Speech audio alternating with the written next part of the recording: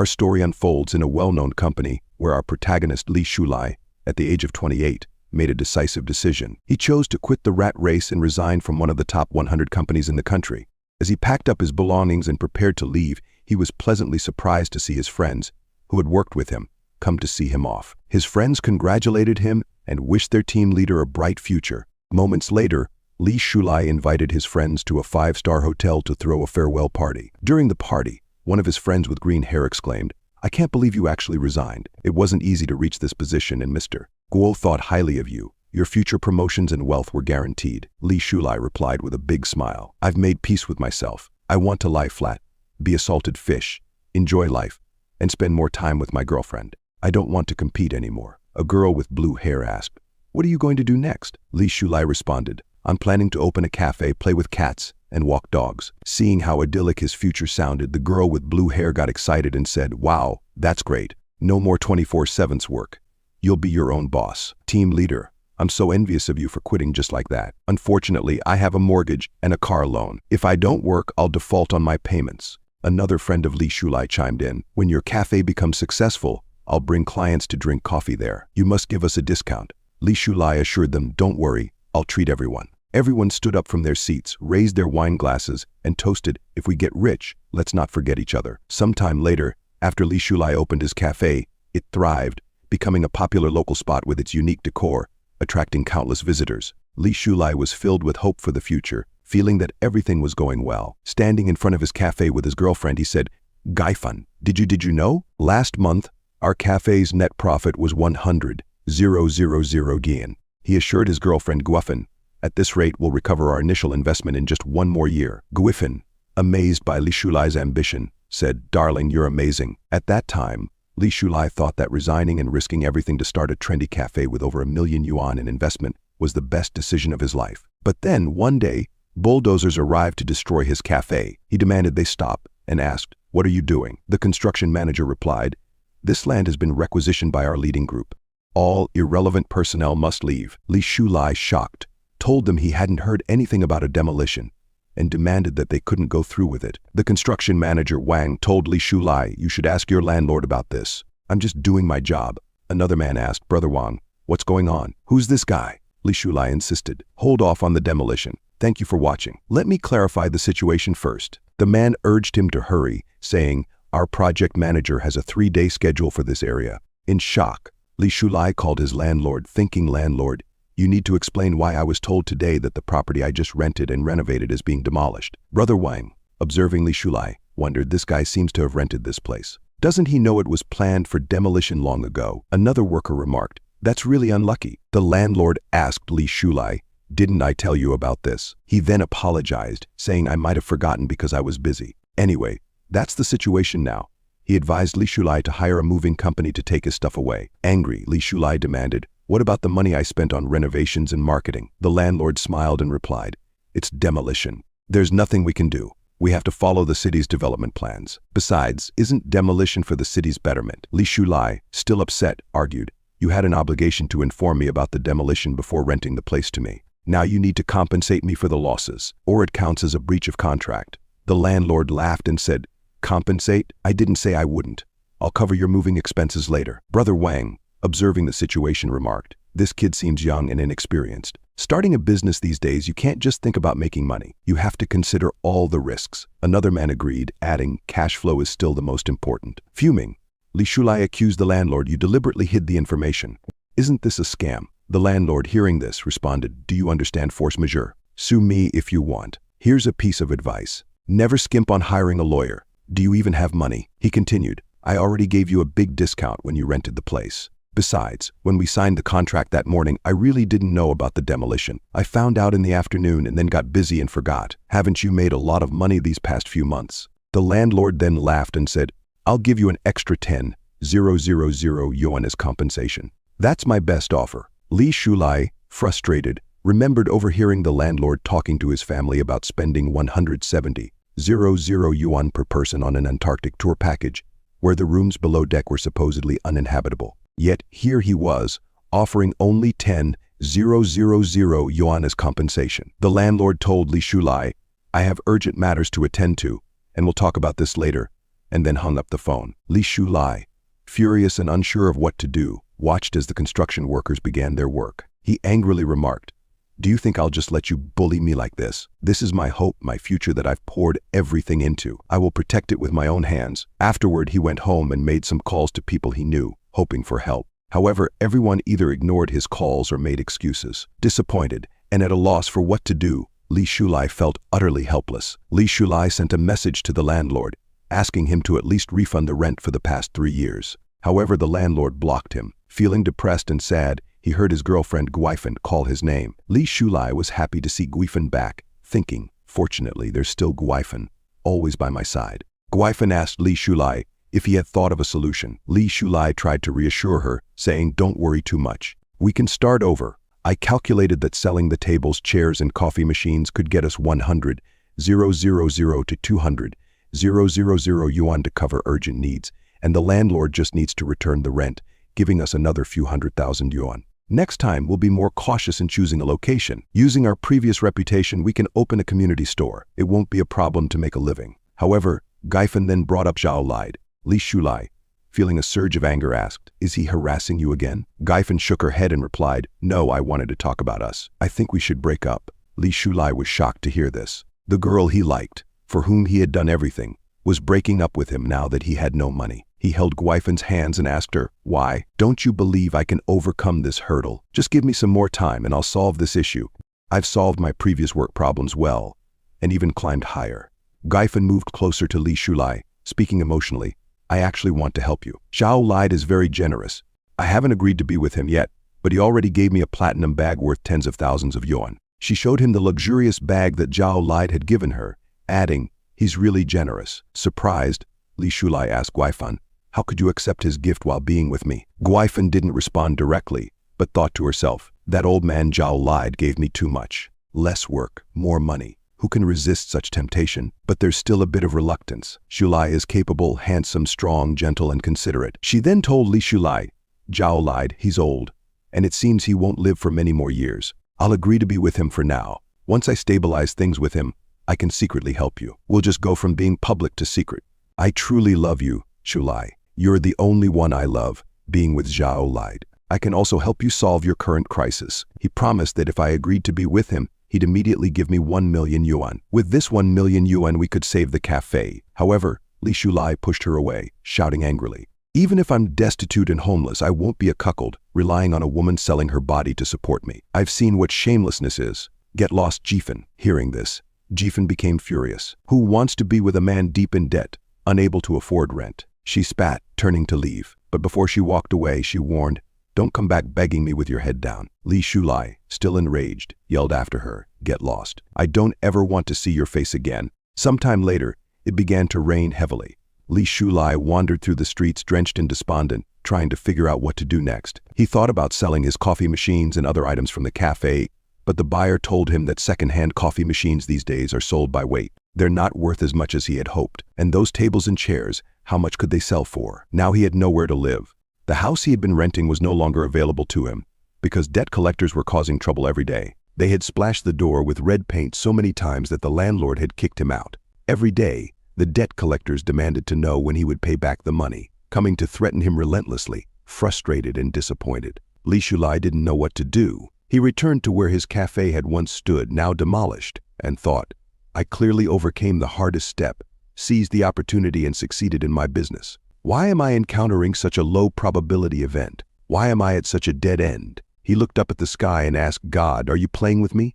If you want to play, then play me to death." Sitting in the middle of the construction site, he took out a cigarette and muttered to himself, "I will overcome these difficulties." But it seemed that fate had other plans. The brakes of a construction crane suddenly failed, and it collapsed on top of Li Shulai. At the age of 28, Li Shulai died from being crushed by the crane, losing too much blood. Even after death, he couldn't accept his fate. He found himself watching his own body as the police and ambulance arrived, taking care of the scene. He thought, "Good people get good rewards.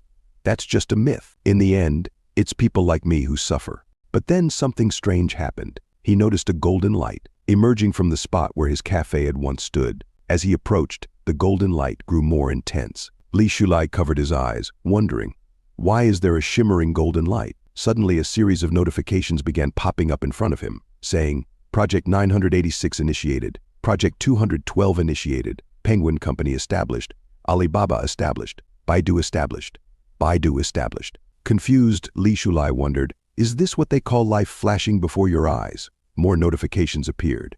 Beijing won the right to host the 2008 Olympics, joined the WTO, house prices skyrocketed, Shenzhou 6 launched into space, Qinghai-Tibet Railway opened, and many more. These were all events he had experienced in his life, but now they seemed to matter little to him. However, it wasn't just his life events that he saw. He also saw galaxies and floating islands in space. The most shocking sight was people fighting a demon-like being. Confused, he wondered, what are these things? They're getting more abstract. As he tried to approach them, he suddenly fell into a ditch. When he opened his eyes, he found himself in a classroom, sitting next to someone. The boy sitting beside him asked if he was okay. Li Shulai looked at the boy and was shocked. Zhang Ming, are you dead too? Zhang Ming, puzzled, asked, are you all right?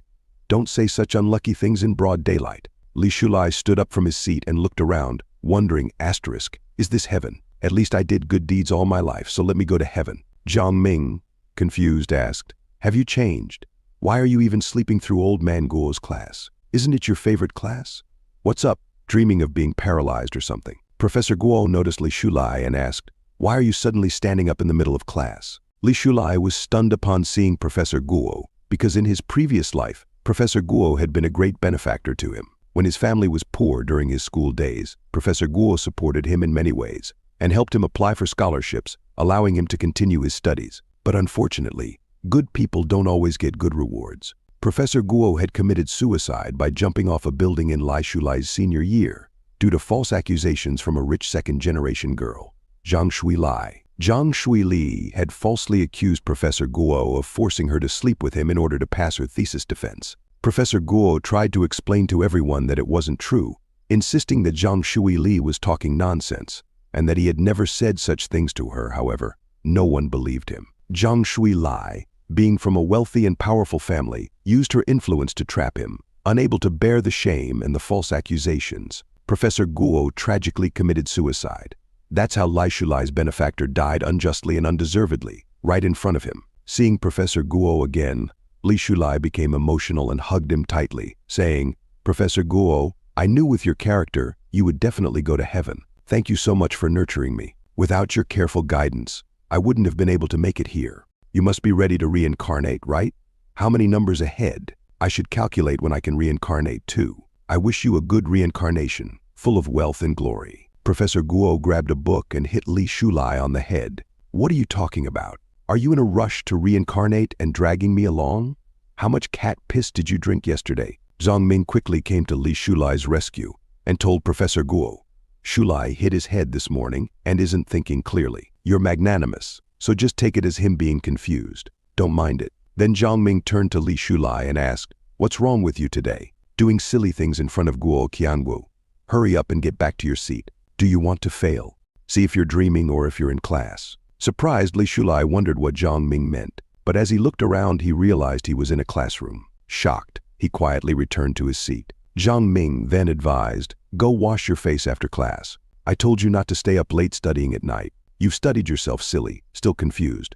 Li Shulai wondered, why does heaven look like my university classroom? He looked around to confirm what was going on and saw the school beauty, Zhang Ming, sitting behind him. Surprised, Li Shulai thought, I never heard anything happen to her later. How did they all die so young? However, Li Shulai received a disdainful look from Zhang Ming, the goddess of his university. Upon seeing this, he started to cry like a baby, thinking even in death, I embarrassed myself in front of her. Seeing Li Shulai's childish act, Zhang Ming's friend remarked, Li Shulai, he's trying to get your attention, but he's got issues.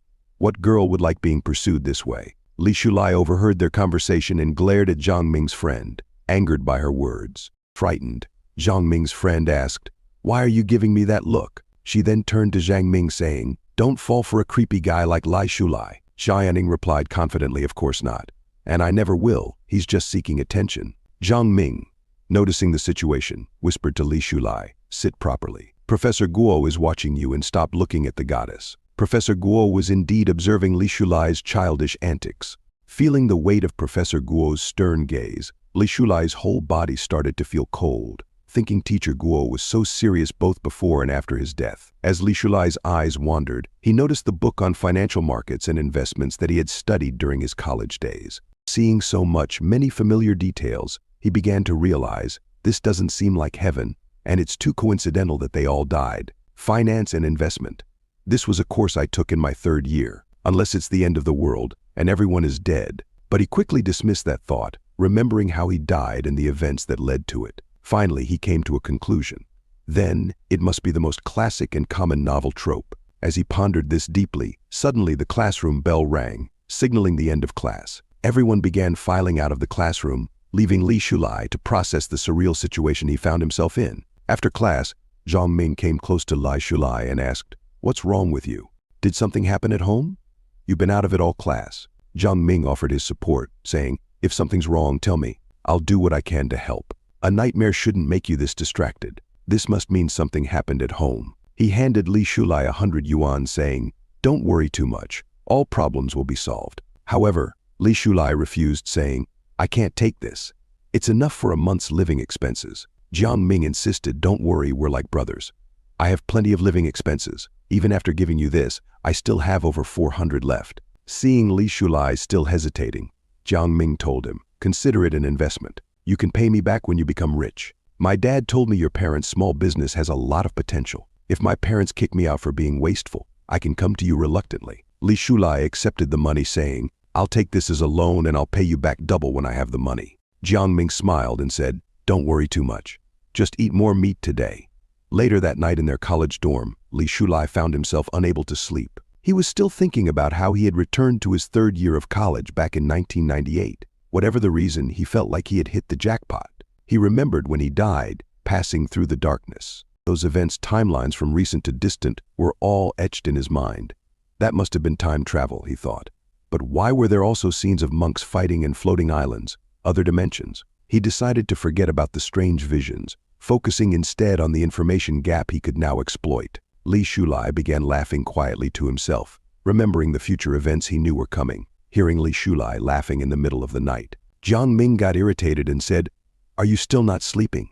What are you laughing at under the covers? The bed frame is creaking nonstop. It's annoying." Li Shulai apologized and promised to sleep quietly, but he couldn't help but smile, knowing there was still time to change everything. Jiang Ming, worried about Li Shulai, thought, "He's been distracted all day, looking like he owes millions. And now he's laughing after being scolded at night. Hopeless." Li Shulai finally drifted off to sleep, thinking, "Heaven gave me a second chance. A new life. I must work harder than before. I have to help those I couldn't help in the past. I can't watch them repeat the same fate." He made up his mind that those who had made his previous life a living hell would not get the better of him this time. In this life, he vowed, "I won't repeat those mistakes.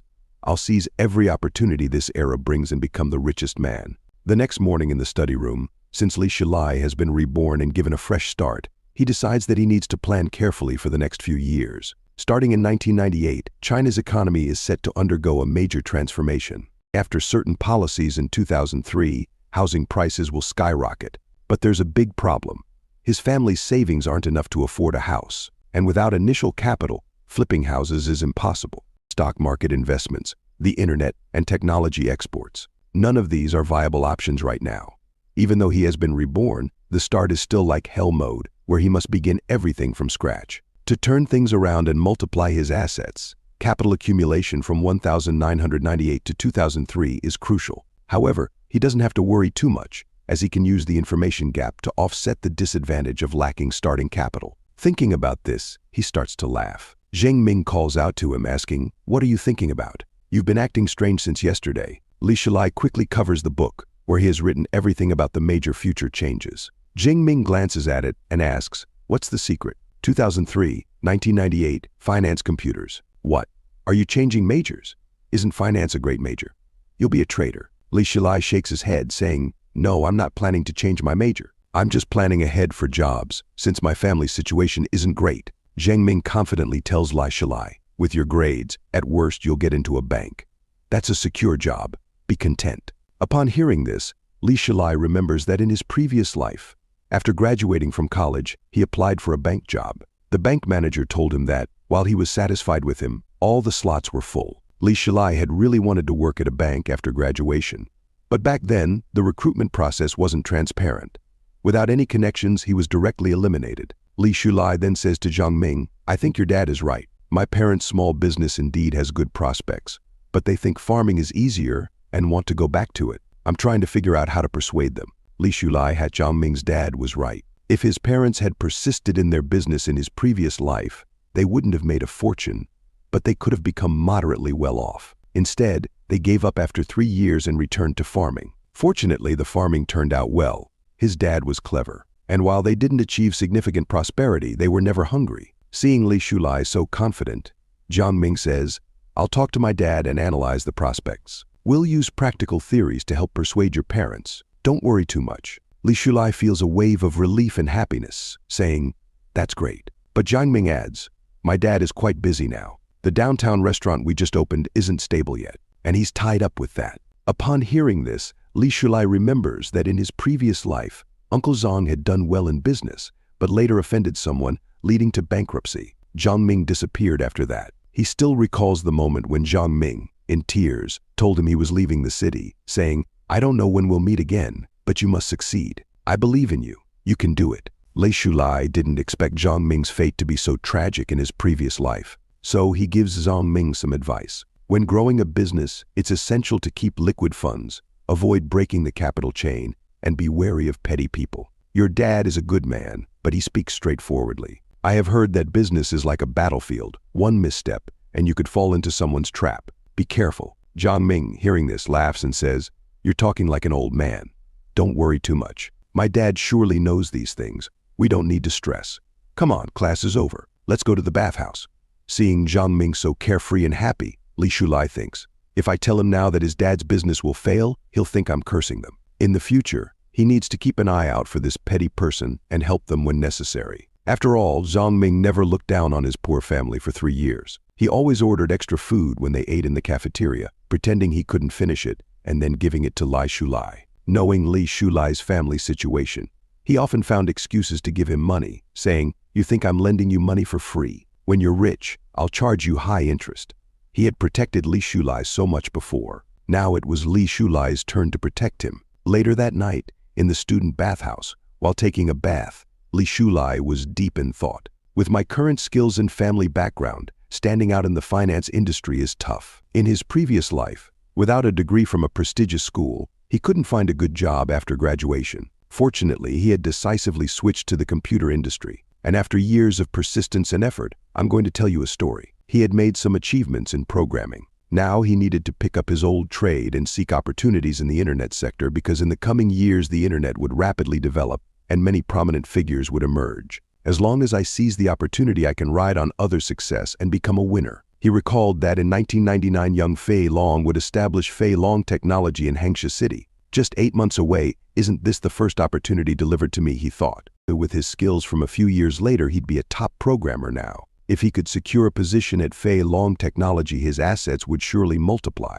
Once he had accumulated initial capital, he could go further and climb higher. With this, he could not only rewrite his own destiny, but also change China's destiny, making it a dominant global power. Suddenly, he noticed that his soap had slipped from his hands. As he bent down to pick it up, he felt a sudden coolness. Turning his head back, he saw Zhang Ming standing behind him, smiling. The soap fell on the floor. "Why aren't you picking it up?" Zhang Ming asked. Li Shulai quickly stood up without even picking up the soap. Li Shulai told Zhang Ming, "Don't speak in riddles. I'm a straightforward guy." Zhang Ming laughed, saying he was just joking. He grabbed his clothes and headed out for his shower, telling Li Shulai, "Take your time showering." But suddenly, Li Shulai noticed a golden light emerging from Zhang Ming's body. Startled, he shouted, causing Zhang Ming to turn back in surprise. "What's wrong?" Zhang Ming asked. The golden light began to flow into Li Shulai's body, leaving him in shock. What is this golden light?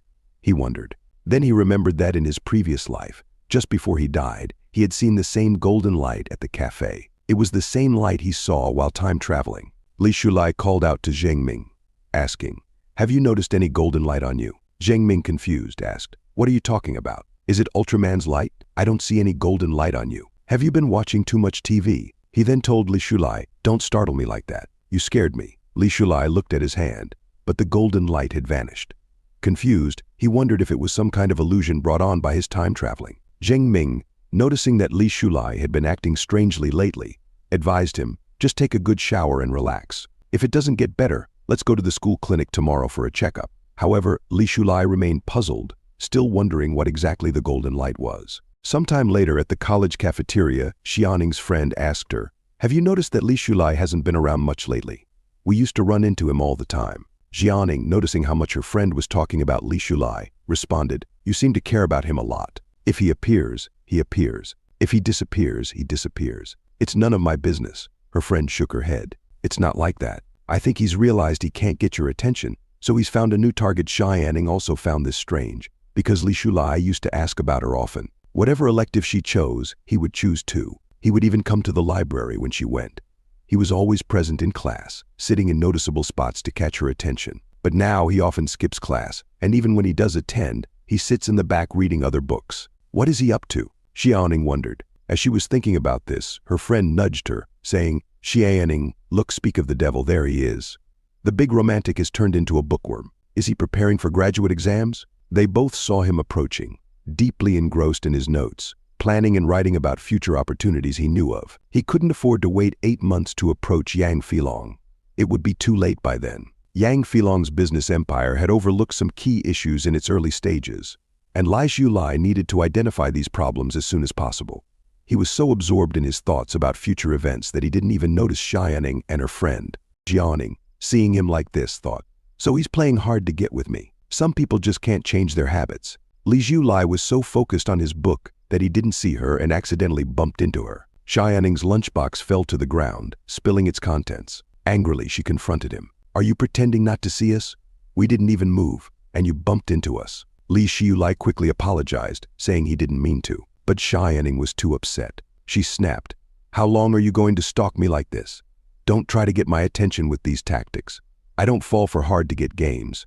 Do you know how much trouble and annoyance this behavior causes?" Li Shulai picked up the lunchbox from the floor and apologized again, admitting it was all his fault. He offered her money as compensation and said, "If you need, I can get you another portion." However, Xianing, still irritated, replied, "1 yuan doesn't make a difference to anyone. Just don't bother me again. Next time, watch where you're going, or if you get hit by a car crossing the street, whose fault will it be?" she advised sternly. Li Shulai, upon hearing Xianing's words, simply said, "All right, you're a good person," and then drifted back into his thoughts, considering how young Fei Long's problems had been reported by the media many times in his past life. Seeing Li Shulai so nonchalant, Xianing's friend was surprised and said, "No way, is he crazy to just leave like that? Did he not understand your sarcasm?" Xianing was also confused, thinking, "I can tell it's a hard-to-get game, but is he really still playing it?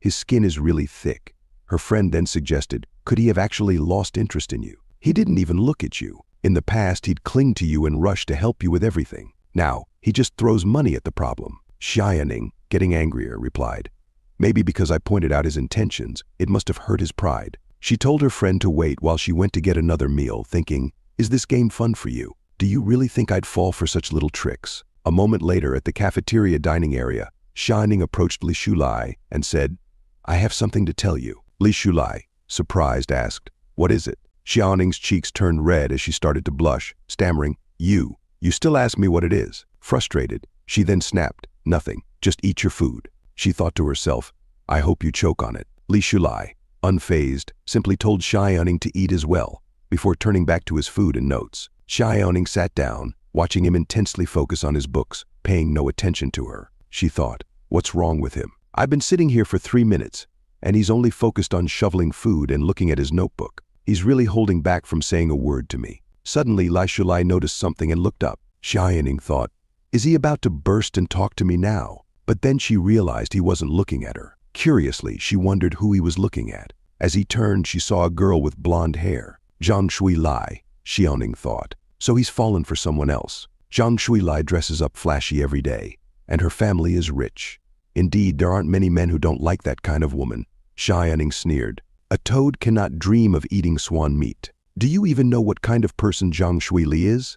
Li Shulai, in your next life, be born into a better family if you want to pursue someone like her. Li Shulai calmly replied, "You misunderstand, but I don't need to explain it to you." He finished his meal and said to Xianing, "You can do as you please. I'm leaving." Xianing was taken aback by his response and retorted, "Don't be too much. What Xiaoning didn't understand was that Lai Shulai wasn't looking at Zhang Shuilai because he liked her. It was because of what he remembered from his previous life. Professor Guo's life was completely ruined by Zhang Shuilai's scheming. Not only did she destroy his career, but she also used her wealth and influence as a second-generation rich kid to twist the truth, bribe the media, and force him into a corner. Even his wife and child's lives were affected. They were ostracized, judged at work and school, and publicly shamed. To prove his innocence, Professor Guo had pleaded to the media, insisting that throughout his life, he had been loyal to his wife, responsible toward his students, devoted to his son, and diligent in his work, always upholding his principles.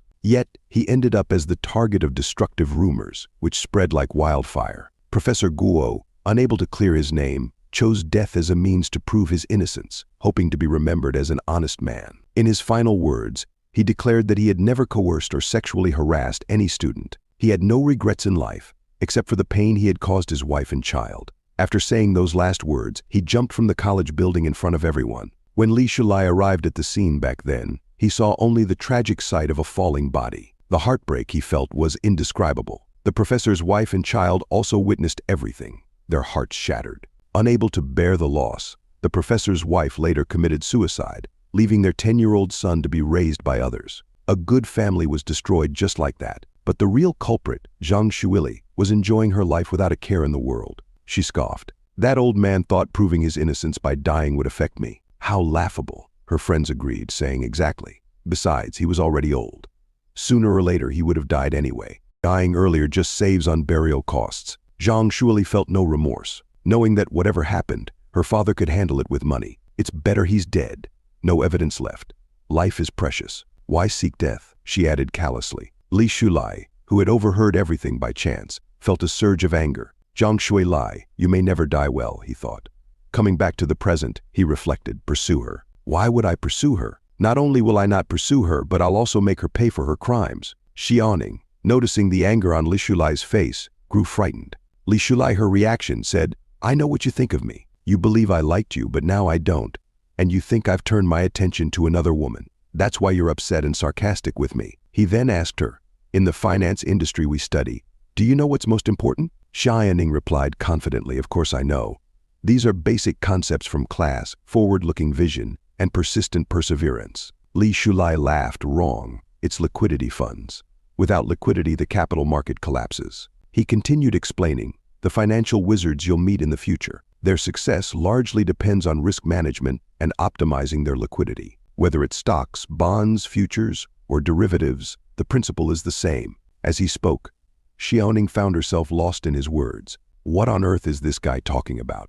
She wondered. But at the same time, it seems to make a lot of sense. Li Shulai advised her, just burying your head in books will make you a bookworm. You should start thinking about more serious things. Xiaoning was confused. Is he serious? She wondered. What was he even talking about? It felt like he was looking down on her. But deep down, she knew he didn't mean it that way at all. Before she could ask for clarification, he disappeared from in front of her. Frustrated, she shouted, Li Shulai. In anger, I got lectured and didn't even talk back, she thought, her mind racing, with 1,000 ways she could have responded. Next time, for sure. Meanwhile, outside, Li Shulai was thinking, Xiangxi Yumi, Ma Xiaoning is nothing special. How did I not realize in my past life that Mei Xiaoning was so shallow? As he recalled the past, he remembered that Xiaoning's friend once told her, I think Li Shulai really likes you. He seems like an honest guy. Why don't you consider him? People often say that marrying an honest person is a good choice, proving that honest people are still valued in the marriage market. However, Xiaoning told her friend, don't compare me to just any random guy. It makes me sick. But if he wants to go after me, let him. If he wants to be nice to me, I can't stop him. In his past life, Li Shulai realized his perspective was too narrow. Being a sycophant, he was smitten by the slightest kindness from Xiaoning. He was completely infatuated with her. Who knows how much time he wasted? He even told Zheng Ming, the school beauty glanced at me. Could it be that she's starting to change her opinion of me? But now, when he remembers those things, he feels nothing but frustration. Because in Xiaoning's eyes, he was just a pushover. But in this life, he resolved, I will cherish my time and start by not being a pushover. Rather than trying so hard only to become a laughingstock, it's better to become strong and unattainable. Building a business is better than dating. Yang Feilong's looks were always mocked, yet many people chased after him, calling him Dragon Dad, and beauties were always surrounding him. Appearance, inherent flaws, or low status. What do they matter? When power and strength gather within you, all these things become the finery that showcases your ability. Rejecting fake social games and focusing on the pursuit of wealth and power is the way forward. What I want, I will get. What I once didn't dare to imagine, which could only exist as daydreams, I will achieve it in this life. Moments later, in the boys' dormitory, Jiang Ming invited Li Shulai over to his place to watch the game tonight, mentioning that his parents were out for a business dinner so they could watch all night. Li Shulai remembered that today was the World Cup group stage match between Japan and Croatia. Japan loses badly and fails to advance. Li Shulai told Jiang Ming, "I'm not going. I haven't finished the study plan I set for myself today." He thought to himself, this game, which I've watched hundreds of times in my past life, how can it be more interesting than making progress on my plans? Time waits for no one. I need to start making progress, securing Fei Long Tech and achieving step 1. Jiang Ming, surprised, asked, "Are you serious? It's the World Cup. The World Cup that happens once every 4 years and you're not watching. You haven't really become a bookworm from studying too much. It's just the two of us. Are you still pretending to be a model student around me?" Li Shulai replied, "I don't need to watch to know the result. I already know who's going to win." Jiang Ming didn't believe him, accusing him of bluffing and asked, "Do you dare to bet with me?" Li Shulai responded confidently, "Bring it on. I'm not afraid." Jiang Ming proposed, "Whoever loses washes the winner's underwear and smelly socks. And by the way, I have socks piled up under my mattress just waiting for you to wash them." Li Shulai smiled and said, "No problem. Although, after hearing you, Jiang Ming, I wondered why there was a faint smell of soy sauce in the dorm." "Turns out it's you," Jiang Ming laughing said. "I bet Brazil will definitely win this time. They're a traditional football powerhouse. No doubt about it," Li Shulai countered. "I bet France beats Brazil 3-0, and Japan loses tonight without scoring a single goal." Upon hearing this, Jiang Ming exclaimed, "Are you deliberately talking nonsense? You really want to wash my underwear and socks that badly? Don't turn gay just from picking up a bar of soap, okay? Buddy, I'm straight." Li Shulai, now angry, retorted, "Get lost. Starting today, I won't wash my socks. I'll just wait for you to wash them for me." Moments later, back at the boys' dormitory, Jiang Ming started laughing and told Li Shulai, "I'm definitely going to win. There's nothing to be afraid of." Speaking of which, he asked, "Didn't you mention how prosperous the gambling industry is abroad? Who knows how many people get rich overnight because of the World Cup?" Jiang Ming wondered aloud, "When will they allow gambling in our country? I want to get rich overnight too. If I were abroad, I'd definitely be a gambling god." Li Shulai, who actually knew a lot about this, remembered that in his past life he was a hardcore soccer fan. He could recite the scores and results of all past tournaments by heart. Guessing the outcome was a piece of cake for him. He recalled that in 2001, a football lottery was introduced domestically. In a perfect scenario, it could indeed make anyone rich overnight. Rapidly accumulating wealth, however, as good as reincarnation might seem, the butterfly effect is a terrifying thing. Who knows if a butterfly flapping its wings might cause a tornado? Besides, he needed to figure out quickly what those golden lights were all about. In his past life, his luck was incredibly bad. Even though everything was in place, he always fell short by one move. He wondered, what if all my luck in this life was used up just to be reborn? If I lose the advantage of foresight after winning 2 or 3 times, wouldn't that be a loss? For now, he realized he should try to maintain the timeline, let events happen as they originally did, and not make any changes. He told Jiang Ming, "Gambling is essentially just that, gambling. It's very risky and not something to be touched. Dreams are beautiful, but reality is harsh. In practice, it's not as simple as guessing wins and losses correctly. You only see those who get rich overnight looking glamorous, but not those who lose everything and end up in poverty." He advised Jiang Ming, "For ordinary people like us, without any backing or connections, winning once or twice might be fine. But if you keep winning every time, wouldn't people suspect something fishy? What if they arrest you for investigation? Who knows which big shot might take offense and have you taken out? You might end up being kidnapped and thrown into the sea, not even knowing which big shot you offended, even if you lost. Luckily, get that much money. Without some means of violent protection, you might have your throat slit the next day. Your family destroyed, people dead, having money but no life to spend it on." Upon hearing this, Jiang Ming was really scared. His whole body started shaking. He said to Shulai, "I never realized you knew so much." Li Shulai gave his sermons like Buddha. Li Shulai turned to Jiang Ming and said, "My friend, say no to prostitution, gambling, and drugs. Be a positive youth. Promise me, okay?" After hearing what Li Shulai said, Jiang Ming's eyes filled with tears. "After listening to you, I feel like a righteous person," he exclaimed. Then he asked, "Did something really happen to you? Your thoughts have become so profound. Lately, you've seemed a bit odd, like you're hiding something, looking so preoccupied." Jiang Ming laughed and said, "Is there something you can't tell me? Or is it that you're just not having any luck as a simpa?" Li Shulai replied, "It's not like that. I've just realized that love is precious, but time is even more valuable. Instead of always thinking about side income, focus on solid work, and improving yourself. Wealth can't accompany you for a lifetime, but skills can. Didn't your dad teach you this? Jiang Ming, annoyed, retorted. Stop letting my dad feed you this toxic positivity. A moment later, Jiang Ming asked again, are you really not coming to watch the World Cup? I've already bought peanuts and beer. But once again, Li Shulai told him that he wasn't going. Seeing Li Shulai so resolute, Jiang Ming said, you're just being stubborn. What man wouldn't be interested in the World Cup? It's the World Cup. However, as a close friend, Jiang Ming couldn't shake the feeling that something must have happened in Li Shulai's family. He's probably too embarrassed to ask me for money, Jiang Ming thought, and might be sneaking out at night to do part-time work. I'll be the understanding friend by his side and not expose him. He then asked Li Shulai, if something's wrong, you can speak up. If you need any help, I'll definitely be there for you. Li Shulai reassured him, you don't have to worry. Everything is fine. After hearing this, Jiang Ming headed towards his home to watch the match. Li Shulai smiled, thinking, if in my past life, Jiang Ming hadn't disappeared due to his family's bankruptcy. When I went bankrupt, he might have been the only one willing to help me. As Jiang Ming stood outside the door, he said, no matter what, I'll always be here for you, brother. Li Shulai decided that in this life, he wouldn't let good people go unrewarded. Later at the computer lab, Li Shulai was using the college computers to complete his mission. He was creating software that balanced innovation and readability with a clear structure and no redundancies. It was definitely an astonishing program designed for this era. He thought to himself, hard work pays off. It wasn't in vain that I rushed to the computer lab right after class. Li Shulai finally completed a satisfactory first-generation e-commerce program. However, he didn't expect that operating computers from this era would feel so nostalgic. He grabbed the CD containing the program, thinking, when Yang Fei Long sees this CD, he might just kneel down and call me dad. A moment later, in the hallway,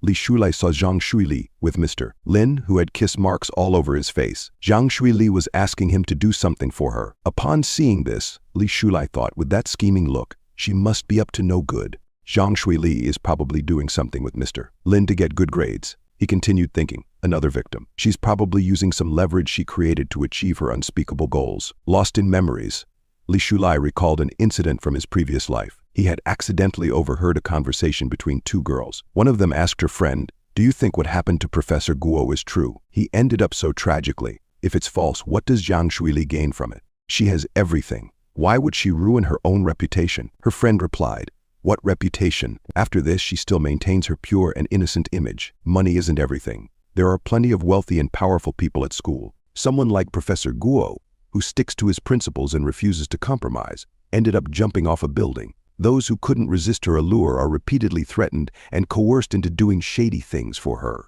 You know Wang Quan dropped out because she offended Zhang Shuili and couldn't stay at school anymore. Her friend asked, but why do those teachers just listen to her? The girl replied, what else can they do? Teacher-student relationships are sensitive, and many of them have families. If they want to keep their jobs, they have to endure it. Plus, she always keeps evidence of her flirtations. The girl with pink hair got angry and wondered, with so many people, why hasn't anyone exposed her true nature?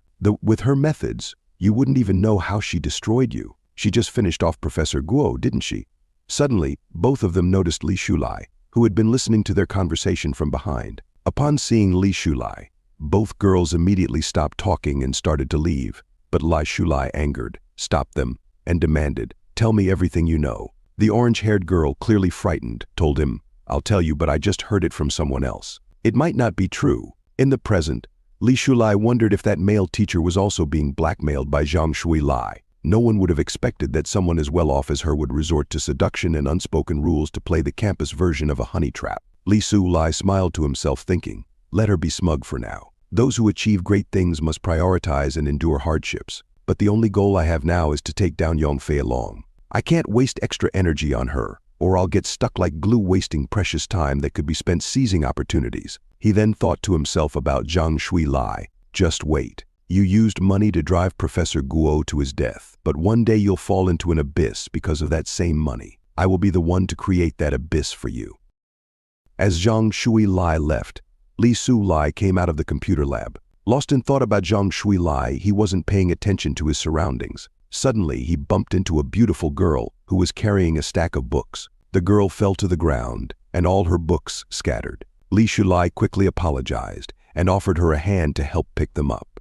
However, the beautiful girl politely refused, saying, you don't have to, I can do it myself. As he bent down to help anyway, their hands accidentally touched. She blushed and quickly pulled her hand away, looking a bit shy. Li Shulai apologized again, explaining that he had been lost in deep thoughts and hadn't been paying attention to where he was going. The girl reassured him, "It's okay.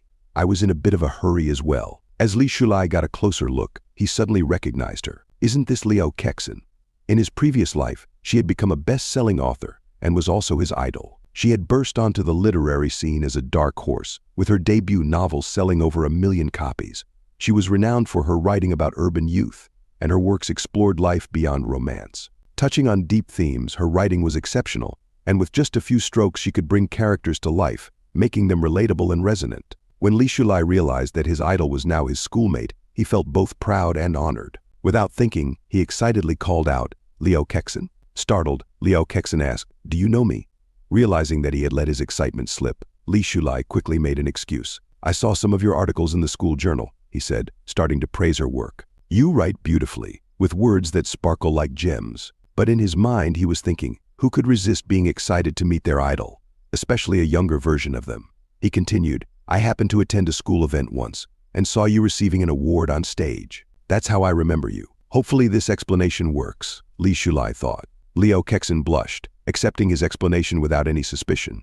But as he looked at her, Li Shulai remembered how, in the past, at press conferences and in photos, she appeared dignified and elegant. Now, seeing her younger self, she looked so shy and cute. Meeting my idol in her youth is such a treat, he thought, feeling both happy and emotional. Being a fan is never a waste of time.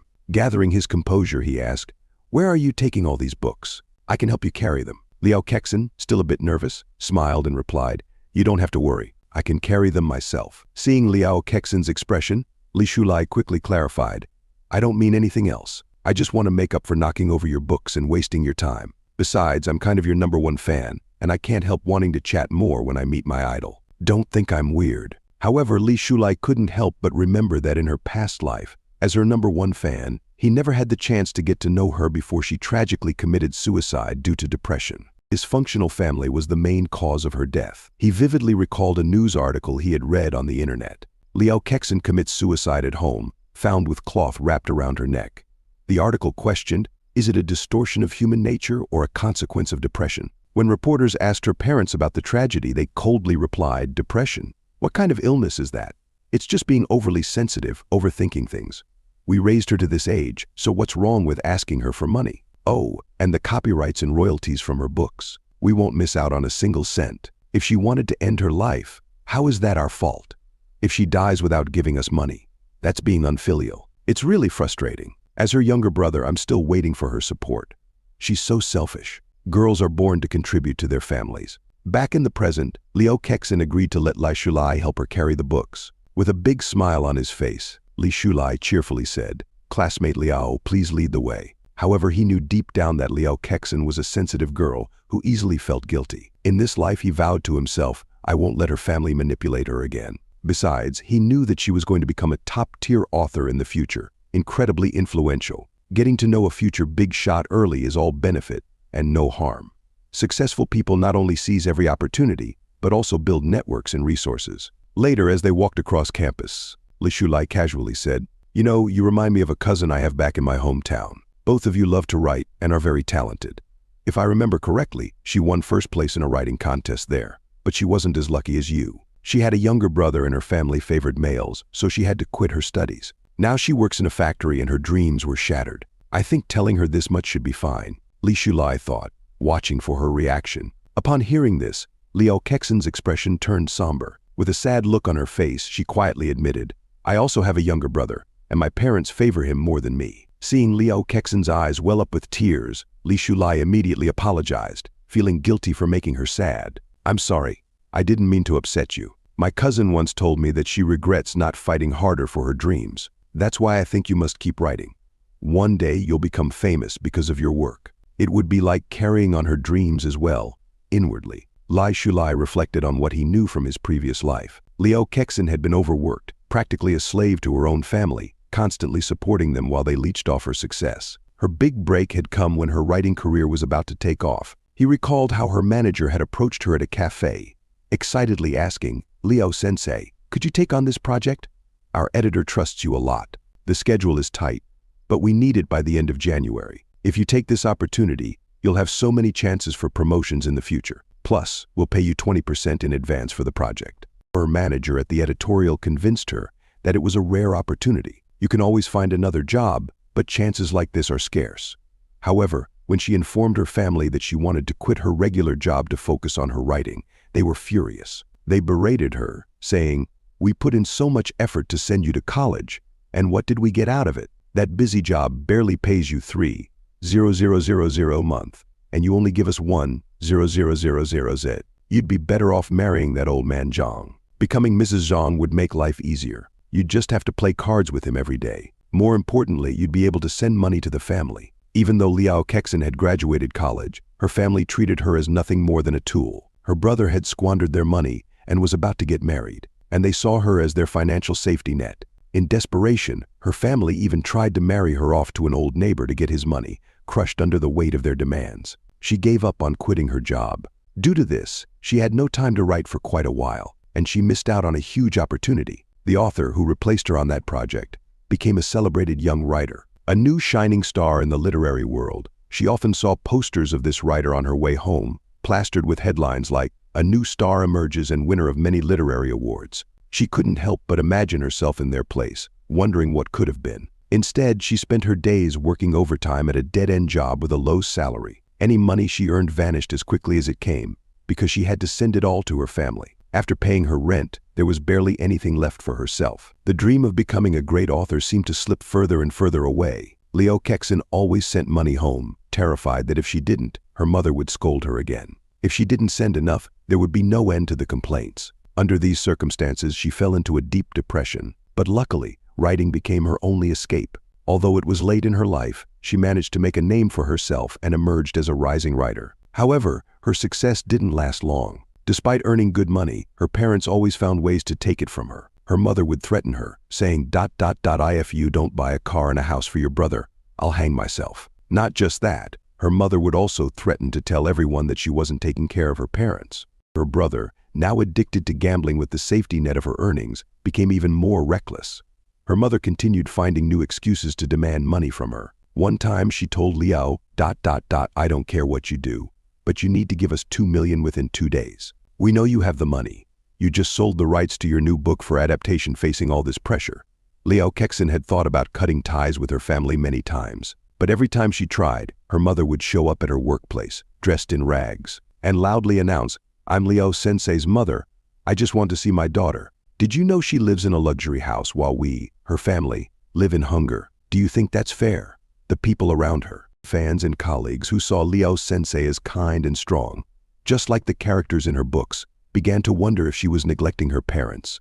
The cyberbullying, defamation, and inability to cut ties with her toxic family made her depression worse. If it weren't for all of this, she might not have died so young. In the present, Li Shulai snapped out of his thoughts and asked Liao Kexin, "Can I have your email?" Surprised, Liao Kexin asked, "Why do you need that?" Li Shulai smiled and replied, "I want to keep in touch with you in the future. If you become successful, don't forget about me. Besides, it'd be cool to say I can talk with a famous writer." Liao Kexin was taken aback, thinking, does he really believe in me? Does he think I have what it takes to become famous? But deep inside, she was happy. This was the kind of support she had always sought. She quickly wrote her email on a piece of paper and handed it to Li Shulai, telling him, "I only check my email once a week at the computer lab." Li Shulai knew that in the present day, the internet was still in its early stages, and people were only beginning to use email. But having Liao Sensei's contact information was more than enough for him. Excited, he grinned and asked, "May I escort you to the door after they reach the gate?" Liao Kexin smiled and said, "You can just call me Liao Kexin or Kexin." She thanked him for everything. Li Shulai, with a sincere look, told her, "Never stop writing. This life is yours, and only yours. Don't let anyone control you and keep moving forward. Your readers will always support you." Hearing his words, Liao Kexin blushed slightly and nodded. "I will," she promised. With that, Li Shulai said goodbye and told her he'd see her later. After she left, he returned to the computer lab, deep in thought. In this era, where mobile phones don't exist and instant messaging apps aren't popular yet, even QQ, the Chinese messenger app, won't be available for another year. Since Du Yutang had only recently started his business, Li Shulai saw this as the perfect opportunity to win him over. However, the problem was that Du Yutang was located in S City, so Li Shulai would have to travel there later to convince him he needed to come up with a solid plan right away on how to gain Du's trust. Before diving into his strategy, he sent an email to Liu Kexin, wondering when she would respond. Meanwhile, at her desk, Liu Kexin was busy working when a new email notification popped up on her computer. She clicked on it and saw a long message from Li Shulai. The email read, "Dear friend, I hope my words bring you the encouragement and motivation. You're seeking to keep chasing your dreams. Let me start by saying that your works are amazing. Every time I read them, I can feel the magic in every word. Please have faith in your skills and talent. Whenever you find it hard to continue, remember that every writer faces failure and difficulties. I believe you have what it takes to become a great writer, and I look forward to seeing you shine like a star in this world. Your dreams will blossom even on the driest soils. Your silent fan, Li Shulai." Upon reading this, Liao Qiqian felt a surge of happiness. She thought to herself, this guy, he's really afraid I might stop writing. However, doubt crept in as she recalled showing one of her novels to her literature tutor. The tutor had harshly critiqued her work, saying, "This novel is poorly written. It lacks the ability to connect emotionally and is riddled with logical flaws." The tutor advised her not to waste time on it and to focus on something more meaningful. Worse still, the tutor had tossed her novel onto the floor, declaring, "Writing such uninspired and worthless articles is meaningless." Don't go down the wrong path, Liao Qiqian wondered. Maybe the tutor didn't appreciate my work, but could readers like Li Shulai see it differently? Feeling motivated by his kind words, she sent a reply, "I will keep working hard and persevere in chasing my dreams. No matter what difficulties I may encounter on this journey, I will always remember your encouragement and support as I move forward." Shortly after, Li Shulai responded quickly, asking her if she was in class. Liao Qiqian was surprised by his fast reply, thinking, is he waiting in the computer lab? The last time I saw him was also in the computer lab building. Curious, she wrote back, "Are you free? Want to grab lunch together at the cafeteria?" Li Shulai agreed, replying, "I'll be waiting for you in front of the computer lab building." Liao Qiqian smiled and replied, "Okay, I'll meet you there." A moment later, downstairs in front of the computer lab building, they met as planned, ready to share a meal and a conversation. Liao Qiqian met with Li Shulai, and Shilai told him, "I've recently written a draft of a novel and had really your feedback on it." Li Shulai, upon reading the draft, was taken aback. "This draft, isn't this the beginning of my favorite novel, Dust of the Heart?" He thought in disbelief, "I can't believe I'm seeing it so early. In 1998, I remember every line of it. It's filled with memorable quotes that people used in their QQ statuses, and she won countless awards for this novel, even coming close to being nominated for the Nobel Prize." Liao Kexin, seeing his surprise, asked nervously, "Do you also think it's poorly written?" Li Shulai blinked, confused.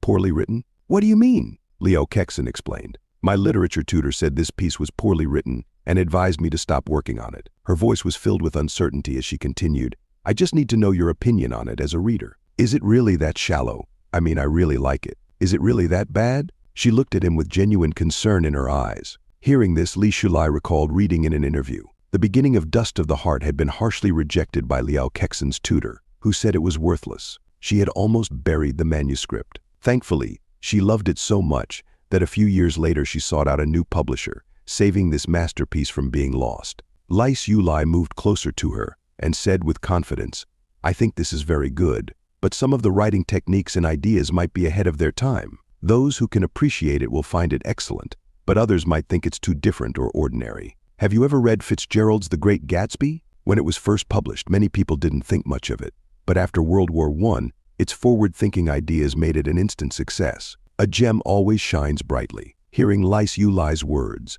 a sweet smile appeared on Liao Kexin's face. She asked eagerly, "Could you give me some advice on how to improve it?" Li Shulai's heart raced.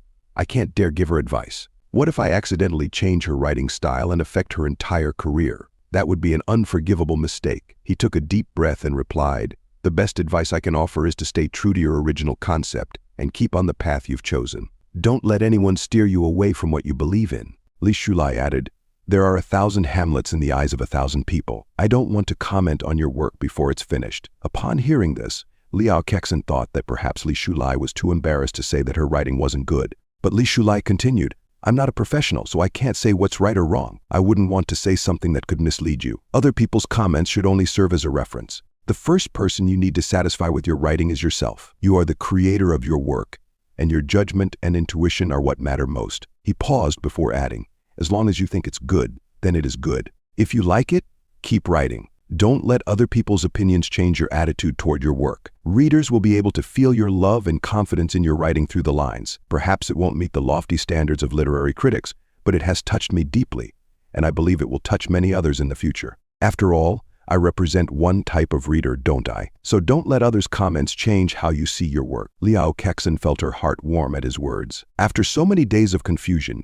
his words have suddenly cleared away the fog. He understands me so well. No one has ever understood me like this before. This was the first time someone had encouraged her in this way. Her parents had never offered this kind of support. They always said, "What's the point of writing all day? Can it be eaten as food or drunk as water? Your third cousin worked as a tutor during college and earned money. What good are your articles? As a girl, you should learn to wash clothes and cook. Why bother studying? Your brother is much more sensible." Even her brother had mocked her, saying, "Sister, you dress too rustically. Other sisters wear short skirts and black stockings. My classmates will laugh at me if you dress like this." Compared to her blood relatives, Li Shulai felt more like family. He told her, "You'll have to get used to this. It'll happen a second time, a third time, 100 times. But when you overcome these obstacles, you'll shine brighter than anyone else." Liao Kexin was taken aback by his words, but soon smiled gently at him. "I really appreciate your kind words," she said softly. "I'll try my best to achieve my dreams." Meanwhile, Xiaoning and her friends saw Li Shulai talking and laughing with Liao Kexin from afar. Xiaoning's friend nudged her and asked, "Isn't that Li Shulai up there?"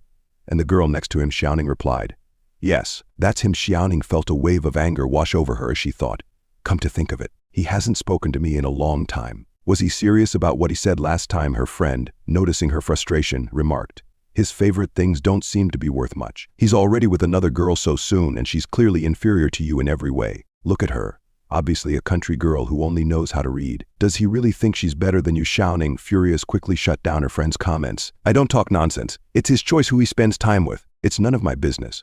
"Don't go pairing us together," her friend, smiling slyly, asked. "Xiaoning, you're not jealous, are you?" Xiaoning forced a smile and replied, "Jealous of him? You're overthinking this." At that very moment, Li Shulai, who had overheard their conversation, was boiling with anger. "These two are so annoying. Why do they always show up to disturb me whenever I'm at the cafeteria, and to talk so loudly about me and my idol? It's insulting to the friendship I have with Liao Kexin." He clenched his fists, furious with Xiaoning and her friend, but quickly calmed himself down, thinking, "Thankfully my idol didn't realize what they were saying." Turning to Liao Kexin, he said, "Wait a minute, I'm going to say hello to my two classmates." He stormed over to Xiaoning and her friend, calling their names angrily. However, as he approached, Li Shulai was taken aback. "Ma Xiaoning, how did she get so far away? I thought she was just half a meter behind me a moment ago." Confused and surprised, he wondered, "What's going on?" Xiaoning's friend teased her again. "Look, he's coming back. Want to try and win him over?" Xiaoning, irritated, snapped, "Stop talking nonsense." Li Shulai, still fuming, clearly overheard their conversation. "I heard it again, so clearly from this distance. It doesn't make sense." Li Shulai thought to himself, "Forget it. Those two are useless. No need to pick a fight with them." However, he suddenly felt something strange happening with his body. Closing his eyes and focusing, he realized that the world around him had changed. The sound of the wind, the distant lecture of a teacher explaining derivatives, the function at a certain point represents the rate of change at that point. And even today's lesson on capital markets and investment portfolios, asset pricing models and risk management principles, came to him so clearly. He could also hear the sounds from the cafeteria, where a student was praising the lunch lady, saying, "Your cooking is delicious." "I've been starving for 5 days," another student complained. "Is this cursed? Why are the scrambled eggs with tomatoes so sweet?" "Jang Anan, do you want to die? How dare you put the chicken leg that fell on the table into my bowl? Are you trying to rebel?" The chatter and noise from the cafeteria filled his mind, despite the great distance between them. Surprised, Li Shulai wondered, is this a new ability brought by reincarnation? A wave of happiness swept over him. "Isn't this the legendary celestial ear? Let's call it that for now. I wonder how it activates.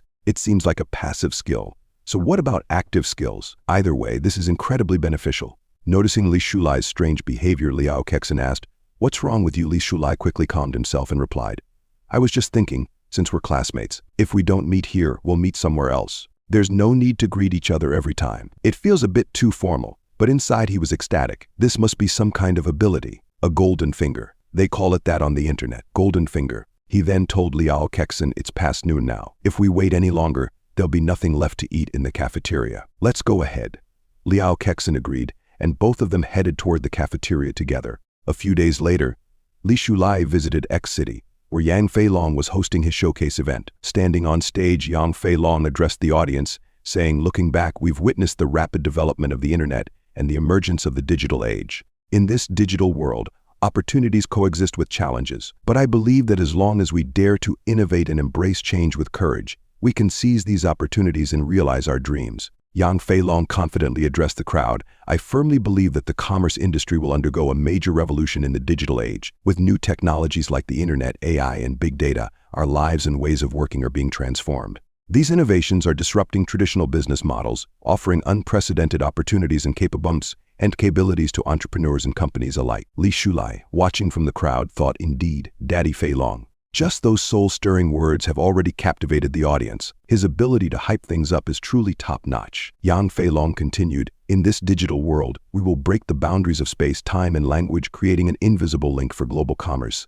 To put it simply, this means bringing electronic transactions to a global scale, ensuring that everyone benefits from convenient, efficient services that meet the Generalized System of Preferences, GSP standards.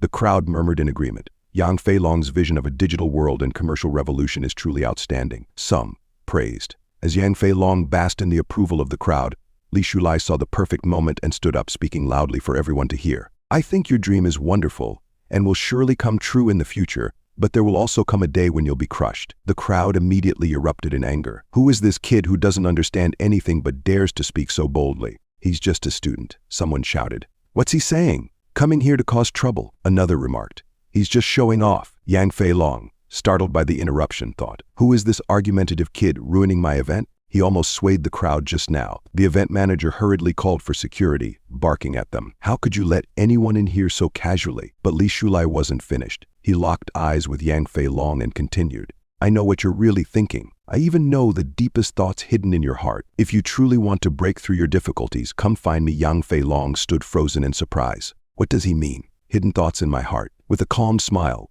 Li Shulai turned and headed toward the exit, leaving the crowd in shock. The manager rushed over to Yang Feilong and said, people like him are just here to show off, trying to step on others to gain fame. You don't need to pay attention to what he says. Your grand plan can't possibly be crushed. Yang Feilong nodded and agreed.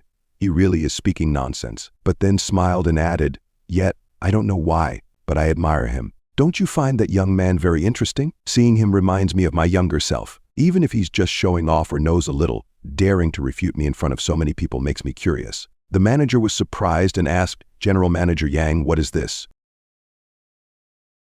A moment later, outside Yang Feilong's office building, Li Shulai was standing there when Yang Feilong approached him. You said I will be crushed one day. I think your words are not baseless, and I'd like to hear your advice. Yang Feilong thought to himself, this young man is very purposeful and courageous. Even if he's seeking attention, we were all young once. Li Shulai glanced back at Yang Feilong and said, I knew you'd come out to find me, so you're still teachable.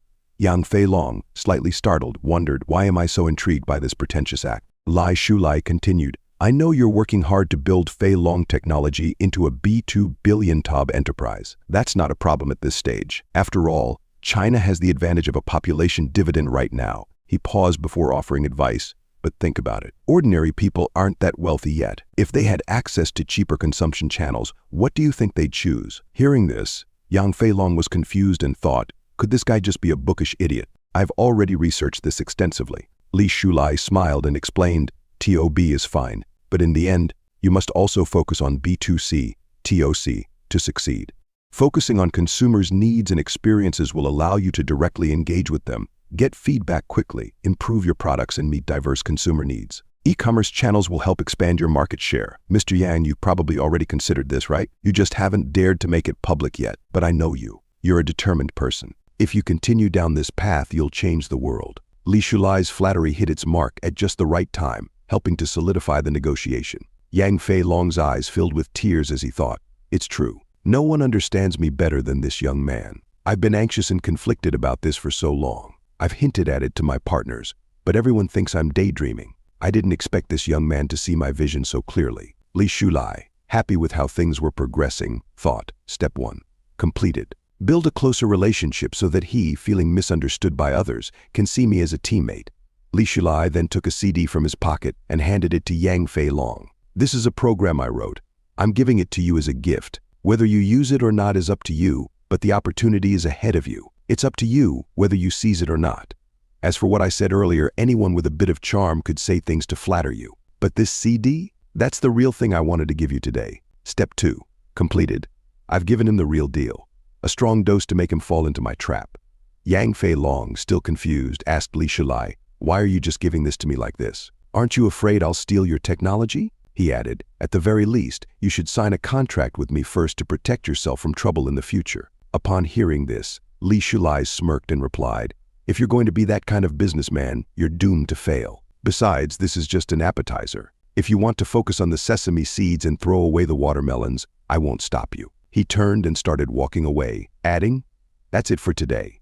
"Wait," Yang Fei Long called after him. Li Shulai stopped and looked back. "What else do you want to say?" Curious and confused, Yang Fei Long asked, "Why did you choose me?" Li Shulai looked at him calmly and said, "Because what you're doing benefits the country and the people. If you do it well, China will soar. So it can only be you." With that, he turned and resumed walking. But then, he suddenly stopped again. Yang Fei Long's heart raced as he thought, "He must have more important advice for me. I must be crazy, but I'm eager to hear it." However, Yang Fei Long was mistaken. Li Shulai simply turned around to say, "By the way, my name is Li Shulai. Don't forget it." Yang Fei Long, who had been expecting something profound, felt a wave of disappointment. I really thought he had more to say. A little while later, after Li Shulai had left, Yang Fei Long returned to his office. Curious, he inserted the CD that Li Shulai had given him into his computer. As the program loaded, Yang Fei Long's eyes widened in shock. "Isn't this the code I'd been planning to develop?" he thought. He even annotated every single line. Excited, Yang Fei Long smiled to himself and said aloud, "It turns out he's a hidden master among the people. No wonder he's so confident. I have to recruit him to my side. With his talent and this framework, the Flying Dragon Empire will surely grow bigger and stronger." Later that evening, in the school cafeteria, Yang Fei Long came to meet Li Shulai. As people noticed Yang Fei Long, whispers spread through the crowd. "That person looks familiar. Wasn't he on TV?" Some murmured. Li Shulai was impressed by how quickly Yang Fei Long had found him. "He's quite capable," Li Shulai thought. But then again, it's not that hard. When the program runs to the end, the name of the school cafeteria appears in glittering gold. Hard to miss, right?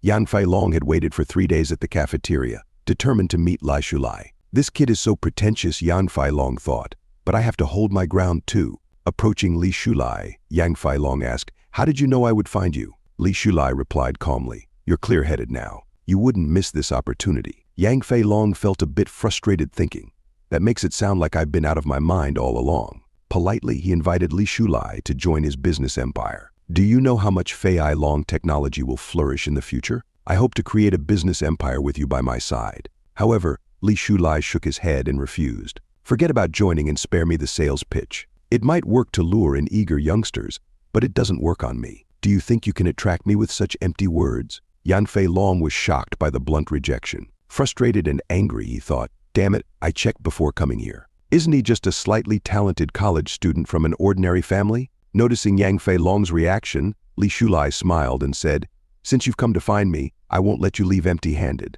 He unzipped his bag, pulled out a CD and a piece of paper, and handed them to Yang Fei Long. Upon receiving the items, Yang Fei Long smiled, thinking, the last CD contained sample programs. This time it must be the complete one, right? But when he unfolded the piece of paper and read it, his eyes widened in shock. This is Fei Long Technology's biggest future business opportunity. The key to the company's global expansion. Yang Fei Long couldn't help but smile to himself. If Fei Long Technology is a massive ship about to set sail on a long journey, these pieces of paper are the rudder that will steer us to the fertile continent. The value of this information is several times greater than the previous program. Li Shulai looked at Yang Fei Long and said, "You're a smart person. So don't ask me how I know all this or where I got it from. And don't ask why a poor college student like me knows so much. If you're willing to believe, then go ahead and act on it. If not, that's fine too." He added, "If Fei Long Technology develops in the future, and you find that what I've done today is of value, you'll know what to do." Yang Fei Long looked at Li Shulai with admiration, thinking, this man is not only intelligent, but also dazzling, like a shining star. Li Shulai continued, "In short, stay firm in your belief in Fei Long Technology, and I wish you great success. After all, what you're about to accomplish will benefit both the country and the people." He then turned to leave, saying, "I've said all that needs to be said. Please do as you see fit." Yang Fei Long, feeling an immense sense of clarity and lightness in his heart, smiled. This feeling is like a spring breeze. In the blink of an eye, it was December 31st, 1998. Yang Fei Long stood in front of the media, announcing the official listing of Fei Long Technology. Zhang Ming approached Li Shulai, excitedly asking, Brother Shu, did you see the news about Fei Long Technology? It said that it just got listed today, and they've already secured investments worth hundreds of millions, shocking the financial world. Isn't that incredible? With a broad smile, Zhang Ming added. They say the internet is the future trend. Fei Long's father is truly far-sighted. However, Li Shulai felt a little nervous inside, thinking, the progress is much faster than in my previous life. I'm not sure what kind of changes this will bring. Zhang Ming, still animated, remarked, Fei Long Technology is based in Hangzhou. If we had graduated a year earlier and joined Yang Feilong's business, we'd probably be very successful right now. Li Shulai smiled and replied, I guess so, but deep down, he was genuinely pleased. Although it's launched 9 months earlier than it did in my previous life, the momentum after listing is much stronger. Still, this is good. Very good, he nodded to himself and thought, Yang Feilong did a great job. By April 1999, Li Shulai was preparing to show his graduation project to Professor Guo. As he was discussing it with the professor, Zhang Shuili suddenly stormed into the office, slamming her bag hard on the desk. Angrily, she said, Professor Guo, if you want to make things difficult for me, just say it outright. Is it really necessary to keep blocking my graduation project like this? In her mind, she was thinking, I paid 2,000 yuan to have someone write this project for me, and they guaranteed it would pass. This old man must be out to get me. Zhang Shuili continued, I'm not doing scientific research. It just needs to be good enough for me to get my degree. Professor Guo, unfazed, calmly replied, your graduation thesis may look professional, but it's filled with basic errors and nonsense. Passing this would be unfair to other students. Fuming, Zhang Shuili demanded, so you're really not going to pass it? Professor Guo firmly responded, not with the quality of this project, it won't pass. At least, not under my supervision. Zhang Shuili clenched her teeth in anger, grabbed her bag from the desk and said, just wait. I'll revise the design. She stormed out of the office. Li Shulai, who had witnessed the whole scene from the back of the room, approached Professor Guo with a concerned expression. Teacher Guo, you might want to be cautious. I've heard people who cross her tend to have unfortunate endings.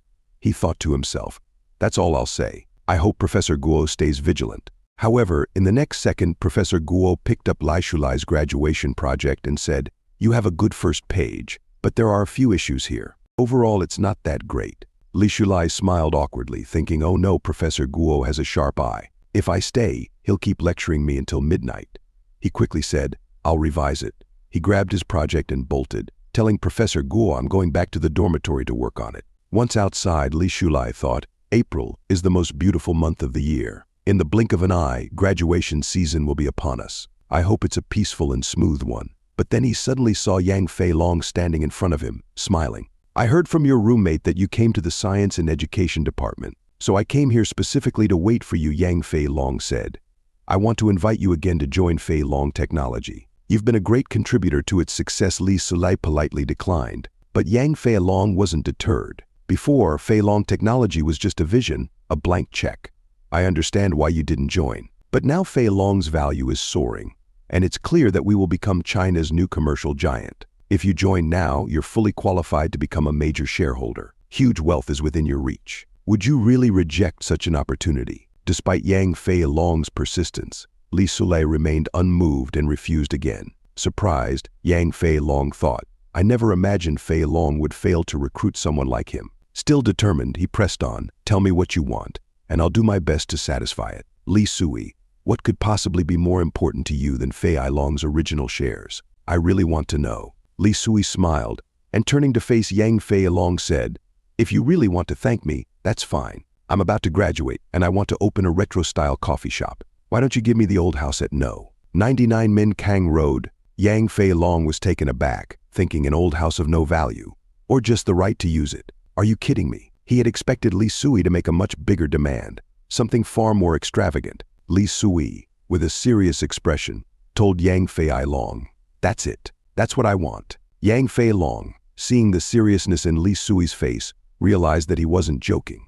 He's not talking nonsense, he thought. It's for real. Surprised by Li Sui's calm demeanor, Yang Fei Long reflected, it's so rare to see young people today who aren't swayed by fame or fortune and who don't grovel to the powerful. When I wasn't wealthy, he gave me such unique advice that shortened Fei Long Technology's path to success, and he didn't ask for a penny in return. Now that Fei Long has achieved greatness, he still has the same attitude. He isn't tempted by money. Yang Fei Long smiled and said, don't worry.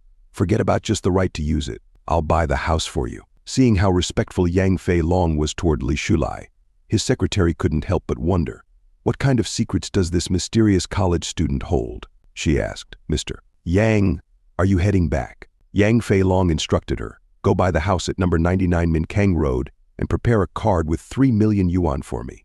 He thought, Li Shulai doesn't want money because of his kindness. But I owe him, and this is my duty to repay him. When Fei Long technology grows in the future, I must reserve a director position for him. We're doing will benefit the country and the people. Could it be that I've really met a hermit with noble sentiments who seeks no rewards? Are there really such people in the world? Li Shulai's actions had a profound effect on Yang Fei Long, making him reconsider his future decisions. Sometime later, Li Shulai received the real estate certificate and the card with 3 million yuan. Smiling, he thought, since you insist on giving it to me, I'll accept it. In the classroom, Professor Guo addressed all the students. The graduation defense will be held in early June. Many of your graduation theses still need significant improvement, so I advise you to revise them and communicate with your instructors. There are only 3 months left until graduation, and time is tight.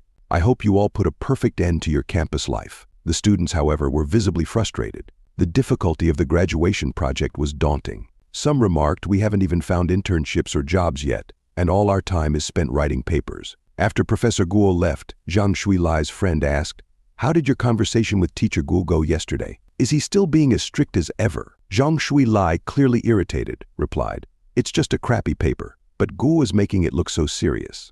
Does anyone really think undergraduate papers need to be high quality? It is just a formality. Why make such a big deal out of it? Upon hearing Zhang Shuilai, Xiaoning interjected, Teacher Guo is taking the time and effort to guide us for our own benefit. Only by completing your thesis properly will you gain the experience needed to solve more complicated problems when you enter the workforce. Zhang Shuili, annoyed, shot back, Okay, you're an excellent student and the teacher's pet. You're right. Just worry about yourself and stop pretending to care. Seeing Zhang Shuilai's attitude, Xiaoning thought, money is powerful when it reaches a certain level, but Zhang Shuilai, your family isn't that rich yet. Aloud, she said, never mind. It has nothing to do with me. Meanwhile, Xiaoning's friend called her, let's go to the cafeteria. They left together. Afterward, a red-haired boy approached Zhang Shuili and said, Mr. Guo is really stubborn. What if he makes you delay your graduation and doesn't give you a diploma? You know, a lot of companies ask for graduation certificates these days. Your family might be wealthy, and you don't need to worry about finding a job, but wouldn't it be a shame to study for 4 years and not get a diploma? Another boy with yellow hair chimed in. Even though you're about to graduate, teachers generally don't want to make things difficult for students. It's better to leave a good impression in case you meet them again in the future. Zhang Shuili smirked and said to the two boys, I've never failed a course. Why wouldn't I pass? It's just my graduation thesis. If Mr. Guo really doesn't appreciate my effort, I've already figured out what to do. Inwardly, she thought, if you don't appreciate my kindness, don't blame me for being ruthless. The boys nodded in agreement.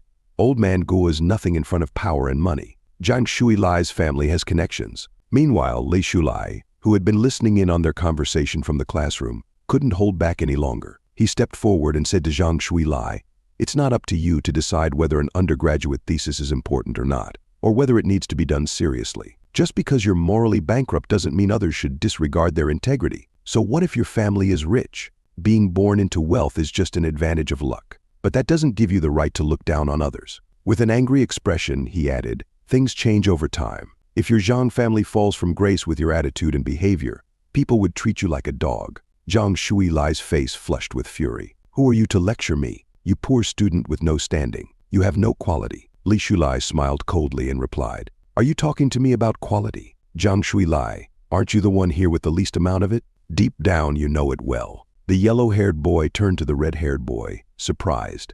This guy usually keeps quiet. Why does he suddenly have the guts to stand up to Shuilai? The red-haired boy shrugged. He probably wants to play the hero. Maybe he's upset because Ma Xiaoning is frustrated by all this nonsense. I've heard his family situation isn't great. He probably relies on studying hard to change his fate. His pride must have been hurt. He added with a smirk. When he enters the real world, he'll find out that studying isn't everything. It's better to be like Shuilai, who doesn't have to worry about anything. Zhang Shuilai, still furious, glared at Li Shulai. Yes, my family is rich, and that's incredible. Unlike you, whose entire life's effort can't compare to what I have by birth. My privilege is my capital. You're just a country bumpkin with parents working on a farm. Stay away from me, and don't let your chicken shit smell bother me." She laughed cruelly. Just then, Zheng Ming stepped in and put a hand on Li Shulai's shoulder. "It's not worth it, arguing with someone like her. Let's go." Li Shulai paused for a moment, realizing the truth in his words. There's no point in arguing with people like Zhang Shuilai. Besides, even though she caused a lot of trouble in her previous life, she hasn't done anything terrible enough in this one to warrant that kind of punishment. He sighed inwardly. "I'll let it go this time. Better to give an idiot a chance." Li Shulai knew deep down that people like Zhang Shuilili would never change. People like her always take shortcuts to achieve their goals. No matter how many times they fail, they'll repeat the same mistakes. He thought to himself, "I'm just waiting for her to mess up again, so I can crush her without hesitation." Li Shulai stepped closer to Zhang Shuilai and said, "Your father is rich, sure, but he's just a 5-millionaire. Just a small-time wealthy boss in Hangzhou." The yellow-haired boy was shocked and blurted out, 5 million. "Isn't that impressive? Why is he so nonchalant about it?" The red-haired boy replied, "He's like a frog in a well. How can he understand what 5 million means? That's enough to buy 100 houses for my family." Li Shulai, ignoring them, continued speaking to Zhang Shuili. "There are plenty of people in this world far richer and more powerful than your father. You might use money to oppress others, but when the tables turn and someone uses money to oppress you, don't cry and scream." He then leaned in and whispered, "I'm waiting for that day, Zhang Shuilai." Zhang Shuilai's face turned pale, a mix of surprise and anger washing over her. "Why do I suddenly feel so nauseous?" she thought. Meanwhile, Li Shulai